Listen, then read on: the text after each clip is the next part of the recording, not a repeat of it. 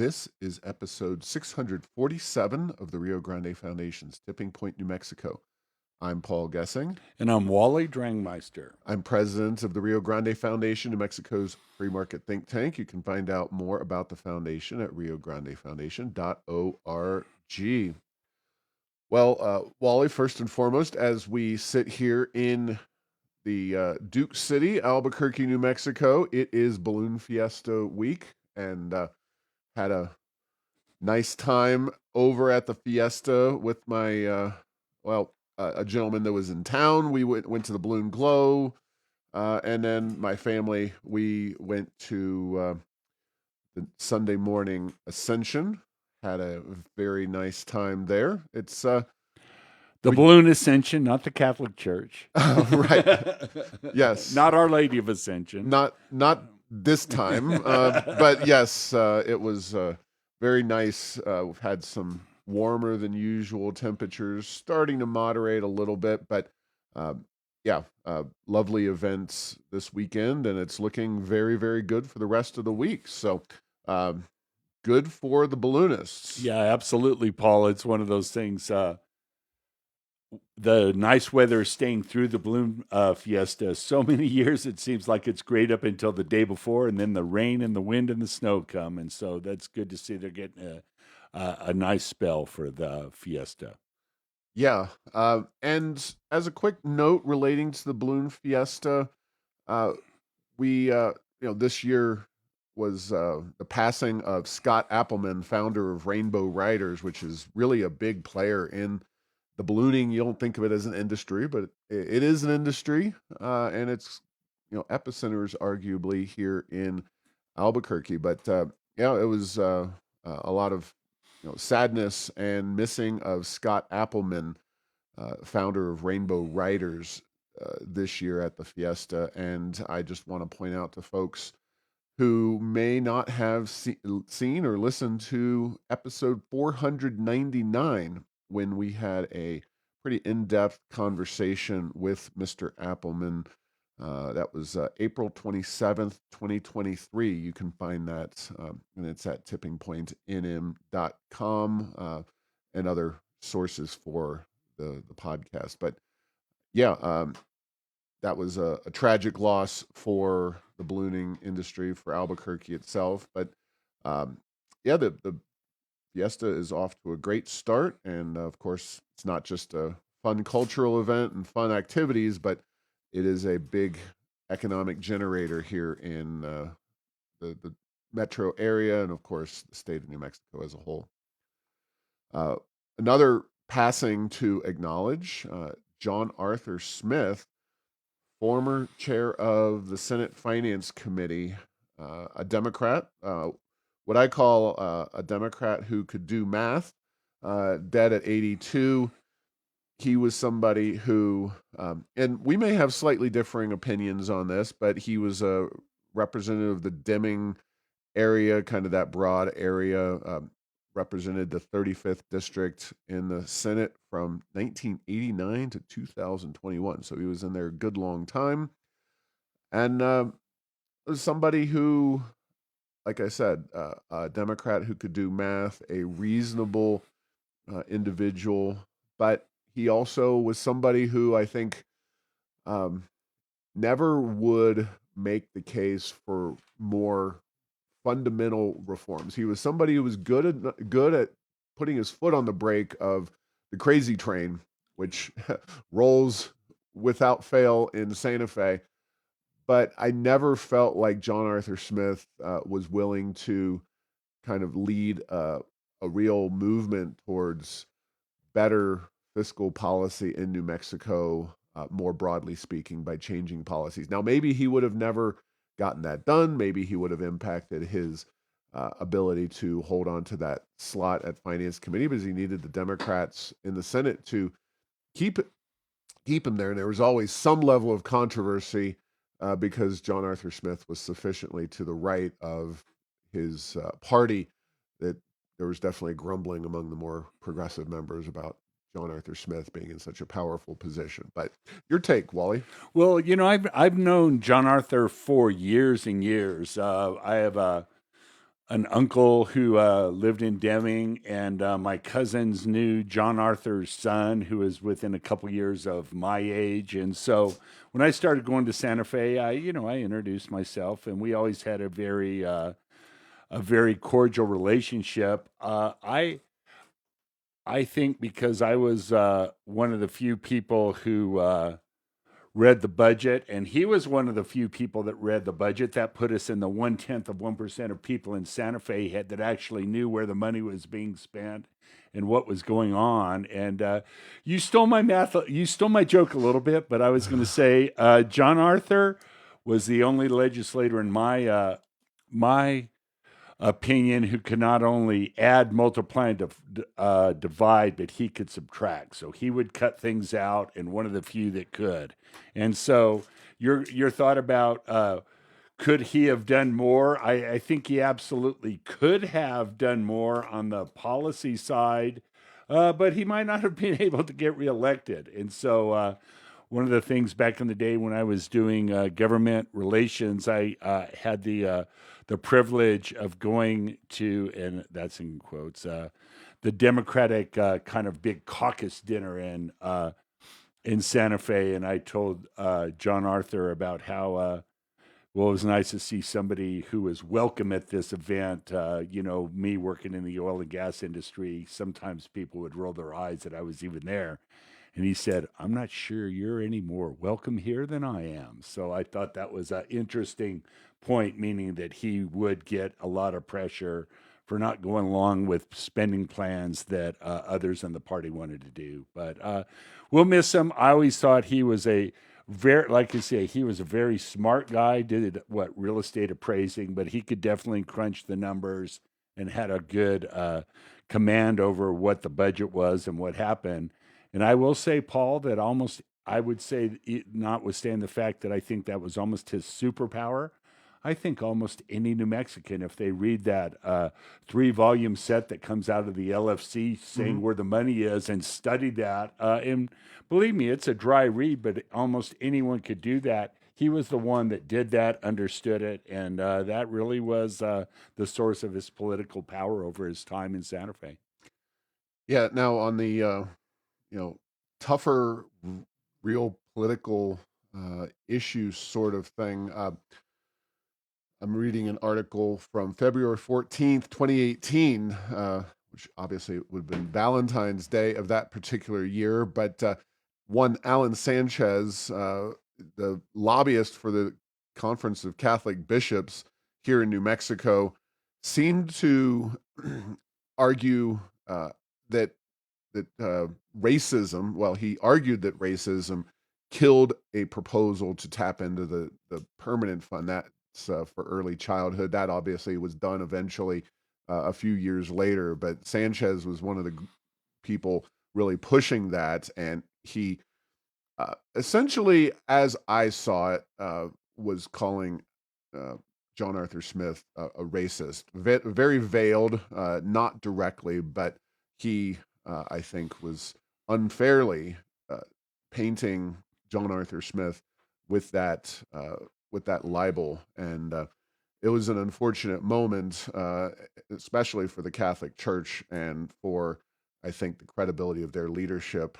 One of many in recent memory, but um, something that clearly was a very heated policy issue. And John Arthur Smith, I happen to agree with him. Now, I do think that the permanent fund and the money that's socked away in there could and should be used for the betterment of New Mexico.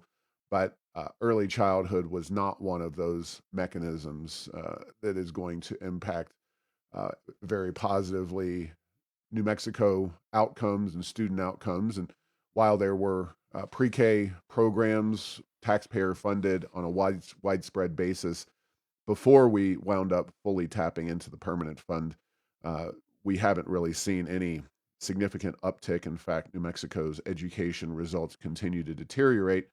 And of course, Alan Sanchez and his advocacy work with the Conference of Catholic Bishops. The media will not call them into question and call people like the governor and others into question who pushed very much for that pre-K. It's just another ineffective government program that's on the books here in New Mexico, spending money for limited results to no results. So that was an unfortunate incident.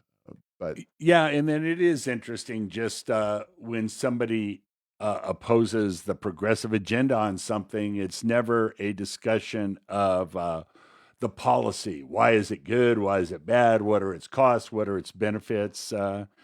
There are many times, and that was just one of the unfortunate many, where it's just becomes an ad hominem, an attack of the person, not of the policy that's being debated. yeah, we had a speaker in town, Trent England, talking about the Electoral College, defending that with Save Our States.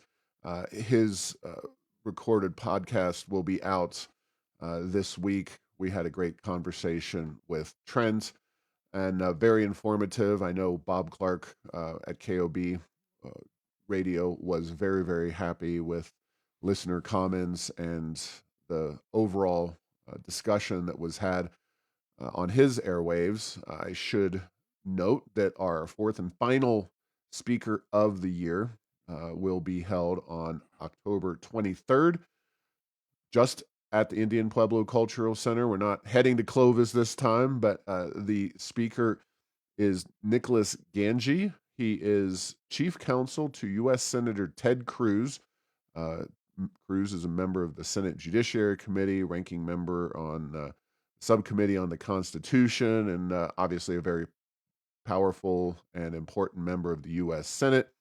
Uh, Ganji will be in town again the 23rd of October, speaking about the makeup of the judiciary as we move past, ultimately, as we will, the November election. So, what will the judiciary look like if Kamala Harris wins election?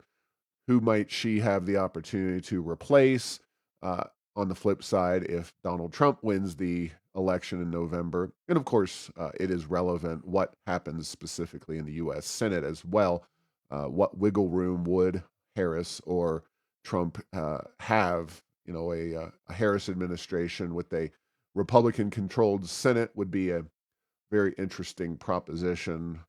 Likewise, if somehow, and I don't see it as being likely, Trump were to win with a Democrat Senate, the numbers are looking like the Republicans will indeed control the Senate, even though it's going to be a very, very narrowly divided body. But check that event out. You can go to riograndefoundation.org and go to the events page and find out more there. Yes, Paul. And you know, one of the things regarding how we elect our president is sometimes I've heard quotes. We're the only country in the world that does anything remotely like this, and it's like, oh yeah, other than every other parliamentary system where the parliamentarians elect the head of the government, not the people directly. So yeah, it's a very interesting and. For those of you who are listening this Tuesday, October 8th, you know, there's some good stuff coming up on October 10th on that very topic. Yeah. So next up is a very interesting report that a group called the Economic Innovation Group published. This report is called America's Great Transformation, Transfermation specifically. And the basic gist of this report is that there is a lot more dependency on government that has cropped up throughout the United States in recent decades. And the, the graphics are the very simplest way to highlight this fact. Government transfers as a percent of income back in 1970. The relevant colors here are green, baby blue, and gold. Green means minimal, below 15%. And you really see the overwhelming majority of the country as being green. Maybe a few areas in some states. It's hard to tell in some of the states if there's any non-green in 1970. New Mexico, we have certainly our fair share of baby blue. That's above 15%, but less than 25% government transfers as a percentage of personal income. You've got Appalachia, large parts of southern Kentucky, West Virginia, places in other states across the country that are relatively poor and almost no yellow in 1970. That situation evolves dramatically the year 2000, the year 2012, the year 2022, where the most significant 25% and above gold color dominates by 2022, really by 2012. And it just highlights how much more reliant Americans are these days on transfer payments from the federal government. And, some of these are new laws, some of these are just programs that have taken hold in a way that they hadn't before because of the aging of our population and more people on those government programs. But this is something that, quite honestly, I don't think either Kamala Harris or Donald Trump have any inkling of how to address these issues. The last serious attempt we had to go after entitlements in any way was George W. Bush trying to reform Social Security and allow private investments um, of those dollars, which would have been a huge boon, thinking of the stock market and the way it's gone versus Social Security's return on investment. But unfortunately, the third rail and the other rails of American government are really on autopilot, and it's going to be one of those things where, like the coyote, we're off the cliff and we know it, uh, but we haven't completely been impacted yet. But the impact won't be fun. Yes, our legs are spinning and we're not falling, but that only happens for a couple seconds, even in the Roadrunner Yeah. cartoons. Well, Paul, I found the maps fascinating, and the fact that it's switched so much. And you've said it. It's Medicare, Medicaid, and Social Security are the biggies. But the other thing that shows that even up through the current date is there are still places that aren't totally turning that. And let me see, I can't remember my colors now. The green is the low level, correct? Of Yes. Yeah, that there are still a few places that are green, but those basically have to have one and or both of these is have very very high income. So here's the thing: even if you're on Social Security and you have a very very high private pension, savings, whatever, in retirement accounts, it's not going to be that high. And then the other is age. And because Medicare and Social Security are driven, not 100%, but a huge percentage by age. And so there's a few places that even through all of this, it's pretty low. One of them is Utah, and that's got to be age because the population is very low. And then there's places even in Southern California, in that kind of San Diego up to Orange County and Los Angeles, that still has quite a bit of green in it. Well, guess what?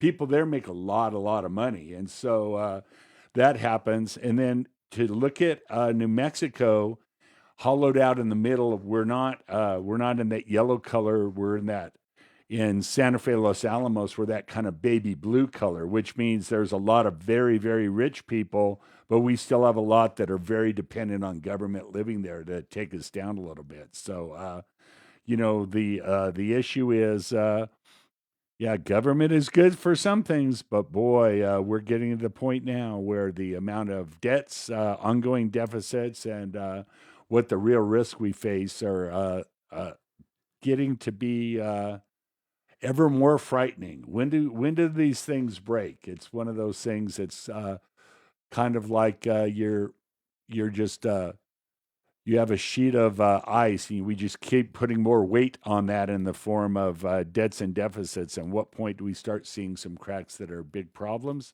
Could it be next week? Could be. Could it be many years? Also a possibility, but it is getting to a frightening point.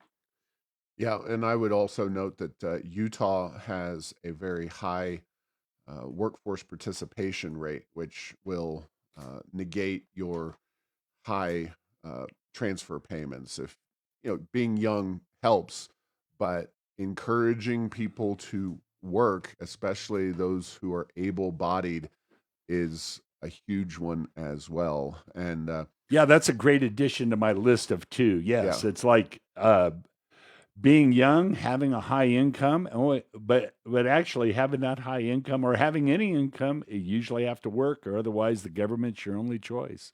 yeah, in most cases, the only way to have a high income is to start out with a lower income and work your way up. And if you just go right to the welfare payments, then you are not likely to ever get further up that ladder, and you're going to be on the payments for a very long time. And Yeah, and mhm. welfare was always it's always sold as a floor. Okay, if things get really bad, you can get this. Unfortunately, for so many, and that was even the Clinton welfare reforms. Is for so many, not only did it become was it a floor, but it also became a ceiling, which means they never got off it. Never people that did it never get back productive and moving up uh, pr- the income receiving scale.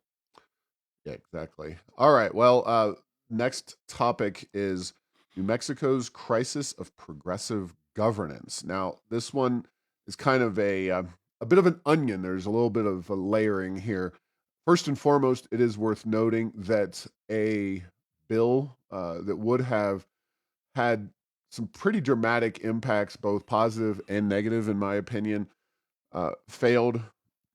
This had been discussed at Albuquerque City Council before. Got a lot of people, especially on the very progressive left, the ACLU types, who don't mind homeless sleeping on the street corners and in the stoops and all those kinds of things.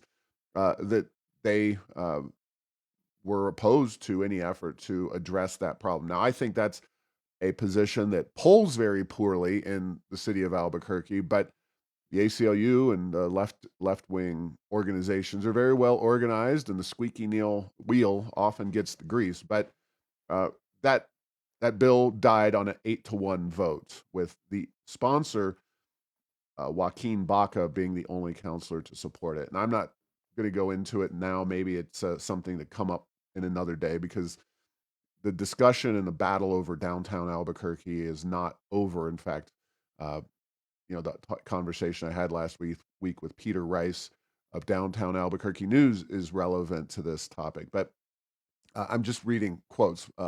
Rescue Albuquerque's downtown.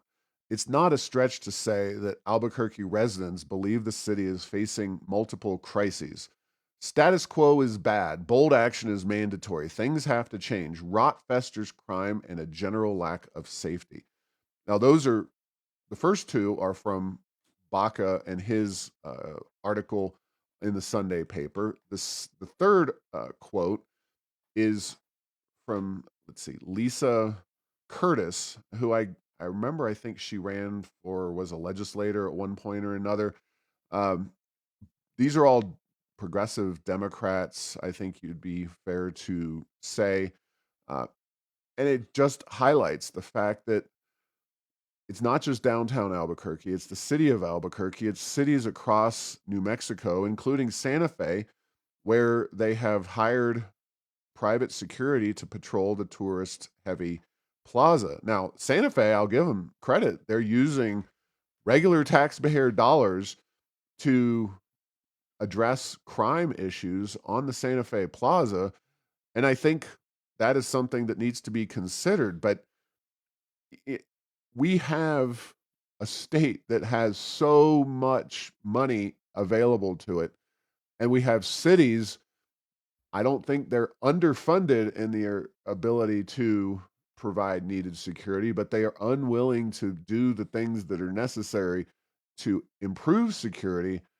And so we're just stuck in this place where downtown Albuquerque desperately needs improvements and human foot traffic, preferably of the non-homeless variety, non-criminal variety, and you just need an increase in economic activity across the state of New Mexico, and yet the politicians are unwilling and unable to act and make the decisions that need to be enacted. And it's not just at the local level, but obviously at the state level, using that money, preferably in the form of things that make New Mexico more attractive to businesses, having more businesses coming downtown, not necessarily corporate welfare, but across the board tax reduction. That is the road less traveled or not traveled, at least Yeah, since the Richardson administration. so those quotes were from ostensibly liberal people, right? That you read. Yeah, Okay, the so first let me two just from say, we totally agree with them. We exactly. totally agree with them. So that was, the answer is we're seeing the same thing. We just Right. don't necessarily see the same solution. And I do think that. Okay, let me just say that homelessness is a complicated issue. There's no Mm-hmm. question about it, and there's many forms. It happens for many reasons. But when you go to downtown, the two areas that I see it personally is downtown Albuquerque, and then that kind of Zuni and Central and Wyoming area. Draw a circle around that, and in those two areas, quote unquote, homelessness is way on down the line of the problems. It's not a cause; it's a result, and just from what I see, just my observations, and you've had podcast guests that have addressed this as well. As there's mental illness and huge drug addiction is not all of the people that find themselves in that situation, but a big part do. And so it's one of those, I don't know. So should we do something for that? And then should there be only support, or should there be consequences as well? And I do think that's where the breakdown from a policy point of view comes very early in the discussion.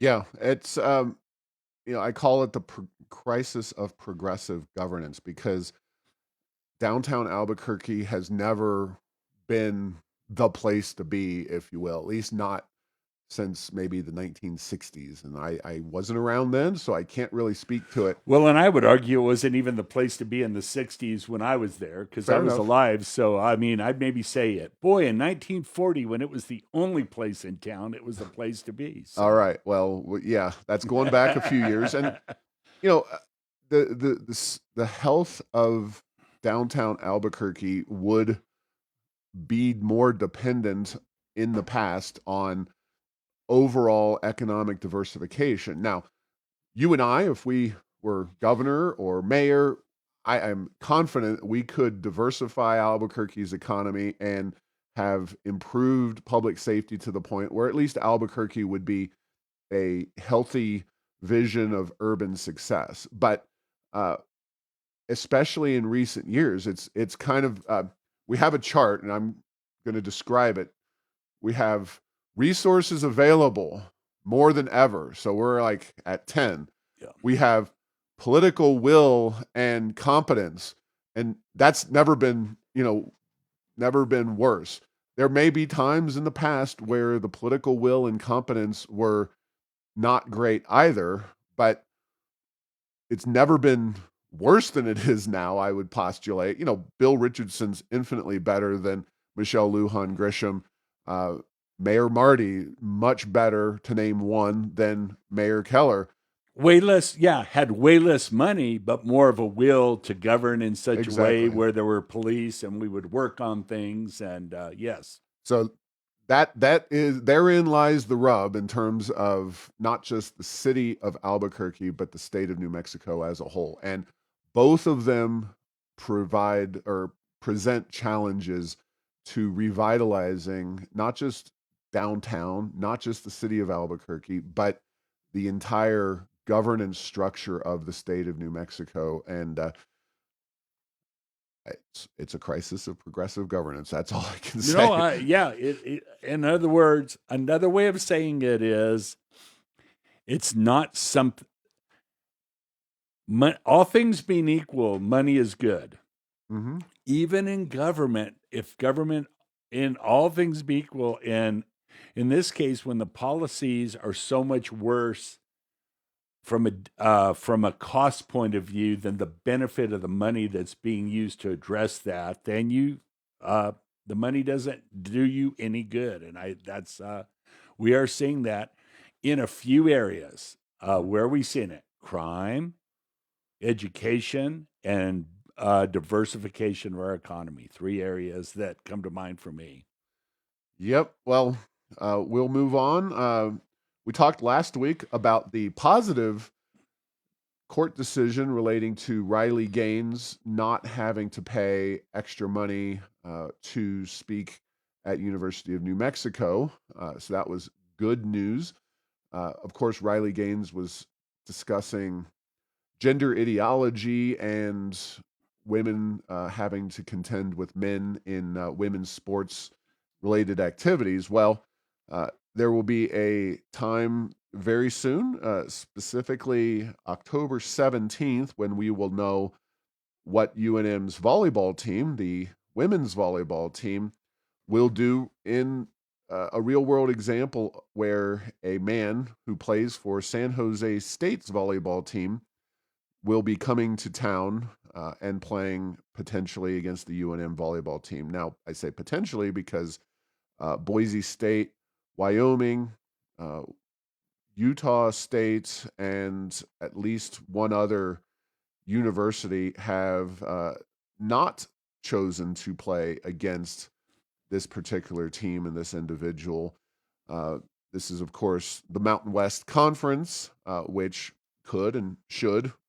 We had a pretty good conversation with Mackenzie Bishop. This wasn't on the topic, but on the table during our conversation about the Mountain West Conference. But it would be great to see the Mountain West Conference do something. It'd be great to see the NCAA step up and do something. But I think the broader point is that we'll know soon enough. Will the Lobos play against a man on the volleyball team for San Jose State University on October 17th? And I think it's worthy information for you to be aware of, even if I don't know what's going to happen. And it's obviously not a tax and fiscal or directly, education outcomes oriented thing, but that is a topic that is certainly worth the conversation. Yeah, it will be interesting to see what UNM does. I have an opinion that I would bet big money on, but I will keep that thought to myself. Exactly. All right. Early voting at the county clerk's office is underway. Here we are, election 2024. It'll be just under a few weeks, 19th of October. We'll see the broader early voting sites open up, and that's when I think it is, please, if you're going to be doing some traveling, if you have any concerns, feel free to go vote at the county clerk's office and do so early. It's downtown ish. Not a lot of people want to go down there necessarily. I think the early voting that starts on the 19th is the optimal time to go vote. You'll rarely encounter a line of any significance, and you can fit it into your busy schedule and be done with it, get it out of the way. So, but it is worth noting that early voting is going on as we speak. Now, some of the non specifically political in the sense that we're not talking about President Trump or Kamala Harris. We're not talking Nella Domenici or a Congress race. We're talking ballot measures. What is on your ballots? We'll run through a few of these. There's 4 statewide bonds. Biggest by far is $230 million for the public education, higher education, specifically higher education. So we've taken issue in the past with the bloat and the campus creep at higher education. Of course, now college is allegedly free, further funded by taxpayers. Other bonds, are $30 million for senior facilities, $19 million for libraries, $10 million for public safety radio communication systems, $230 plus million for higher education. So I always recommend, because they never lose, but I always recommend voting against the bonds, and I will vote most against the higher education one. But yeah, that's kind of my take on those. Any Well, thoughts? and my thoughts are yes, it never hurts to vote no against the bonds. They almost never lose. But in this case, we've got the money in Santa Fe. We That's don't true. need to tax us on our higher property taxes. If they need money and the legislature thinks that that's a good investment to put that $250 million for capital for higher ed, have at it. You've got the money. Don't, you've already taken it from the taxpayers. Not necessarily me, albeit from mostly the oil and gas industry, but that's another topic. But yeah, the money is there for a lot of things. Just vote no on that. Yes. So that's constitutional amendments on a statewide basis. We've got a few amendments to the New Mexico Constitution, two of which, one and two, involve veterans and property taxes. The first one is allowing veterans who are less than 100% disabled to take a requisite amount off of their property taxes. For example, if you're 50% disabled, according to the powers that be, I guess in the U.S. military or Department of Veteran Affairs, whatever agency says that, then you get 50% off of your property taxes. Amendment 2 is increasing the exemption for veterans from 4,000 to 10,000 and indexing it to inflation. Uh, I find it likely that those will both pass overwhelmingly, and I honestly have no serious concerns with them. Anything to add, No, I Wally? mean, like Yeah, when I read both of those, I was like, yeah, go for it. That sounds fine to me. So, yeah. Constitutional Amendment 3 allows the dean of the UNM Law School to designate the chair of the Judicial Nominating Commission rather than serving themselves. That's fine with me. Amendment 4, I think, is the one that causes some heartburn. Right now, the legislature sets county commissioners and other county officials, top county officials, uh, salaries. That would, under Constitutional Amendment 4, be done by the county commissioners themselves. There is the uh, kind of the self ability to, the ability to set one's own salary has some level of concern associated with it. I know that uh, the county folks would say, well, being a county commissioner in Albuquerque is different from being in Doña Ana County.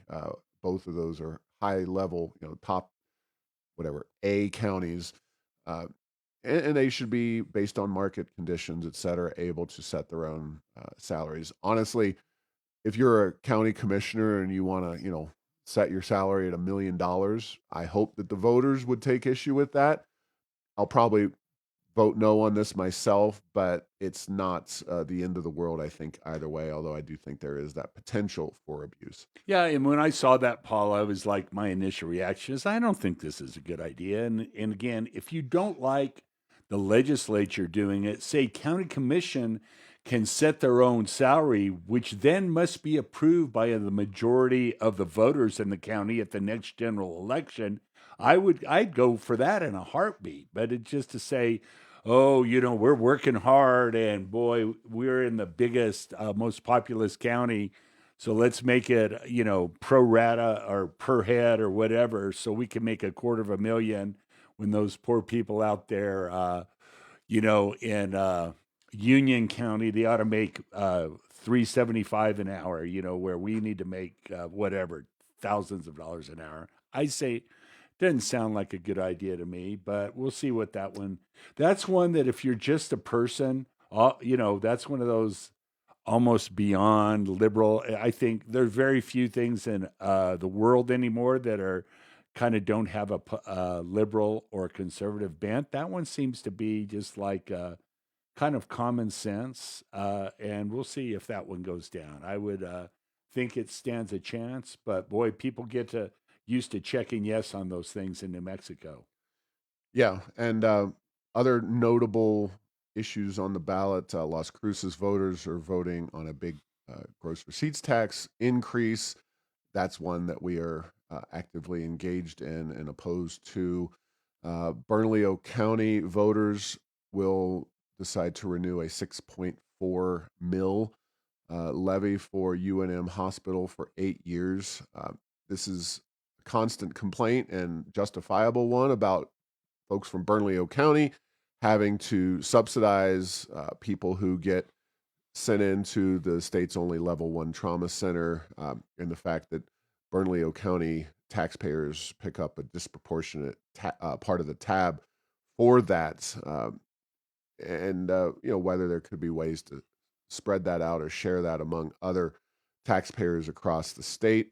But they will have an opportunity to say, hey, I'm sick and tired and can't take it anymore. 6.4 mil levy on the ballot. So then we have Judge Leos here in Bernalillo County, who we've expressed our significant concerns about in a retention election. If she does not achieve the 57% vote required, she would be taken off the bench and replaced. And I think that would have a great impact, a salutary impact on the rest of the judges. There are, of course, the usual bonds and other sundry items in all communities across the states. Nothing that I'm seeing that's unusual or that's likely to generate the kind of ire that potentially would cause us to really focus on something in a specific way. Like I said, I always vote against the bonds because I think that government should be more limited and live within its means. I know a lot of our friends and supporters out there tell me they do the same thing, but unfortunately for this state, we are not in the majority when it comes to New Mexico voters. And I think that's a big part of why New Mexico is at the bottom of all the good lists and the top of all bad ones. But anyway, there's plenty of that on there. Paul, one great thing that happens when bond issues are voted down in New Mexico is the organization that has them voted down. Boy, the next time they do their homework, they do outreach to the community about why it's so important and what it's for, and make commitments with regard to efficiency and effectiveness, where otherwise, I need to adjust for inflation, but otherwise, it's like your kids just asking you for $20 every day. It's like, here you go. Well, what are you going to do with that? If you don't ever ask, what are you going to do with that? Why do you need that? And why shouldn't you be earning it yourself? You're going to keep having that opportunity to pay that $20, or in this case, have higher property taxes. Yeah, exactly. So you can make your own decisions if there is something that you particularly value: libraries, parks and community centers and playgrounds. The Diane Dennis Memorial Park. Exactly. The roads and bike trails, all of those are on ballots throughout every county in the state of New Mexico. And with that, we will leave things there. Do get out and enjoy Balloon Fiesta, and if you want to go downtown and or to whatever county clerk's office across the state and find out where your voting centers are located. But obviously, early voting in earnest the 19th. And thanks for listening to this week's episode. Find all episodes at tippingpointnm.com or at the Rio Grande Foundation's YouTube channel. Subscribe to the show at Apple, Stitcher, or tell Google Home to play Tipping Point New Mexico. Thanks to Path 3 Marketing for producing this show.